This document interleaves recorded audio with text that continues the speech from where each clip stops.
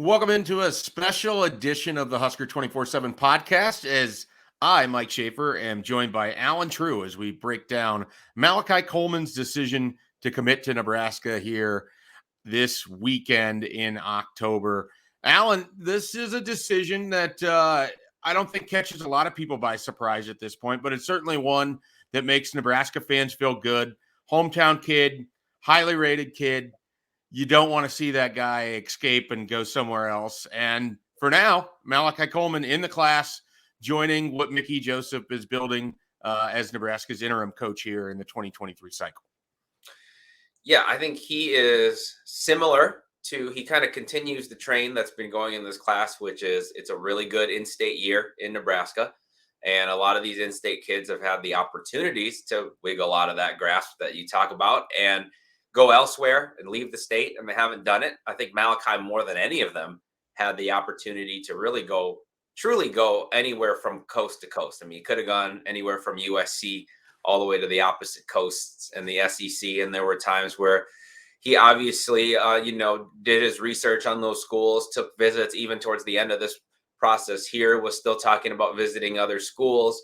And then you had the coaching change at Nebraska, which you wondered if that would affect anything. So to actually get this thing done, I think a huge testament to the staff, huge testament to Mickey Joseph and the staff that remains for kind of battling through this recruitment, even with the coaching change, and getting it done and keeping him at home in what may seem on the surface like a layup, but you and I know from following the recruitment that he had a lot of options. Yeah, there really aren't that many layups in recruiting anymore, it feels like. So, especially when you're talking about a kid of the caliber of Malachi Coleman.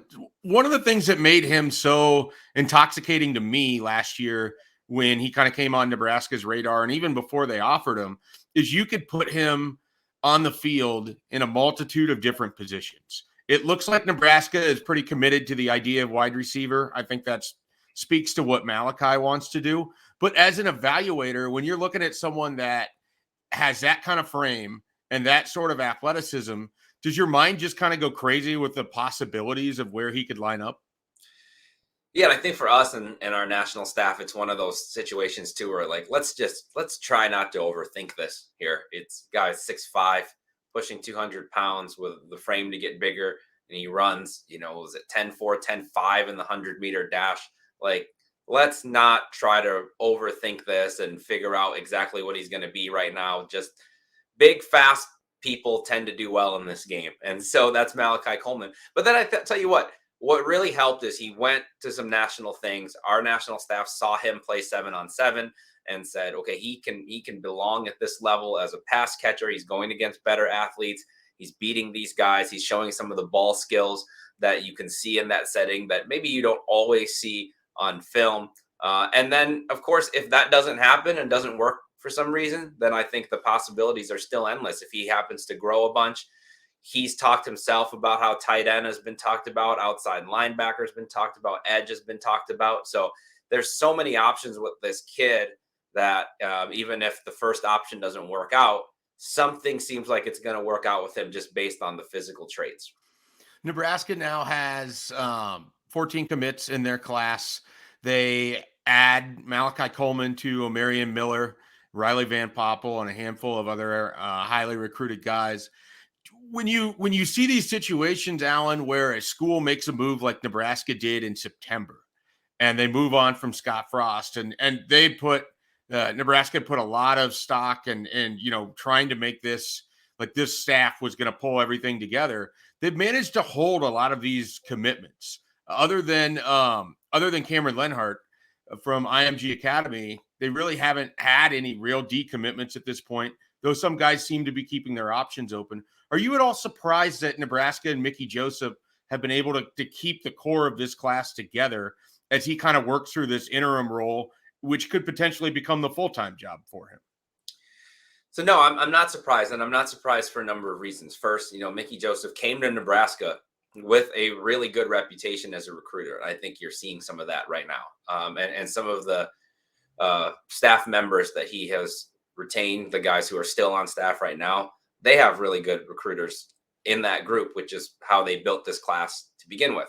I think you combine that with, we just talked about a lot of the kids who are committed in the class have some connection to Nebraska. They were an in-state guy, or they really, felt strongly about Nebraska. That doesn't change for these kids, even though there's a head coaching change. And then finally, I think that over the years of covering recruiting, when there's a coaching change, people tend to think that the recruiting classes are going to fall apart. And that really doesn't happen a ton, especially nowadays where kids recruit each other more than anything. These guys are all in group chats together. They've spent time together on their visits.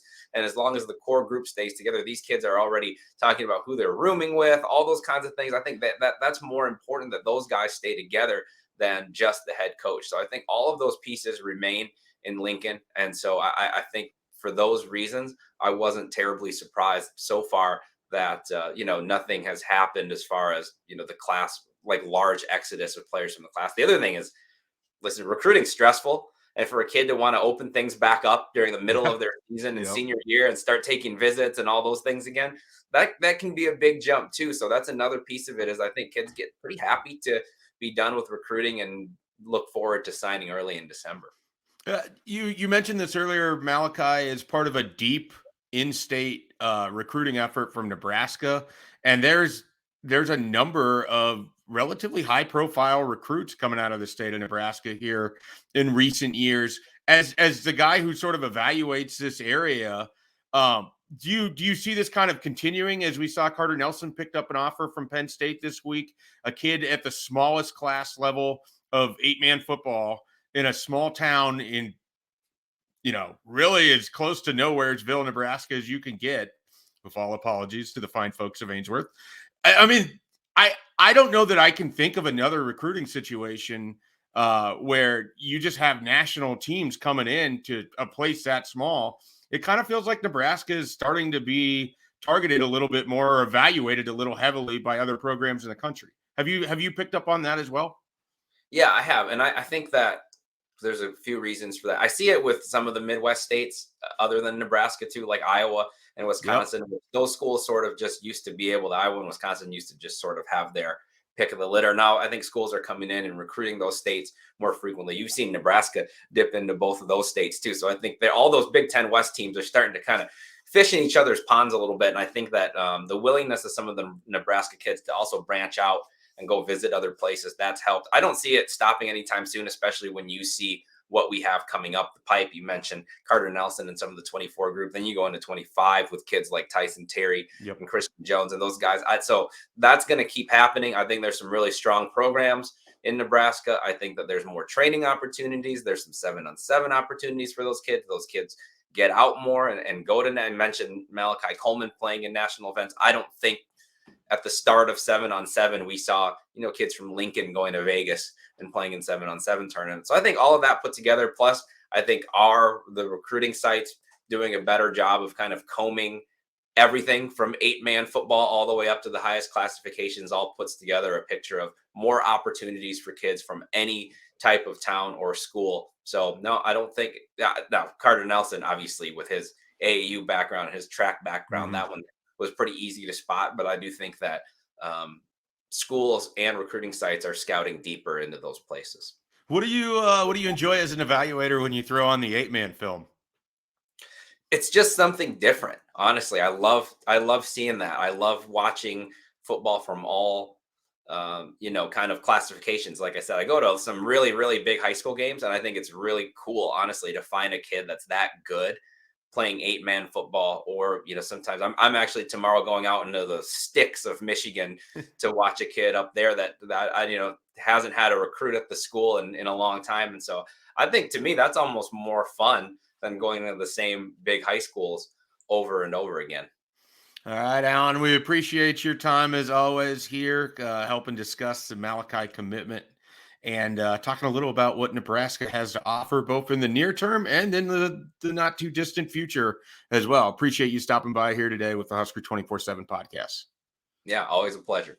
All right, everybody. We'll be back next week with some more podcasts from Husker 24/7. Be sure to check out Husker247.com. Plenty of coverage on the Malachi Coleman commitment. We've got your analysis. We've got coverage from the signing day event, or from his commitment event, and plenty more, as well as some stuff from Allen there too. And be sure to check all of that out at Husker247. We'll catch you next time.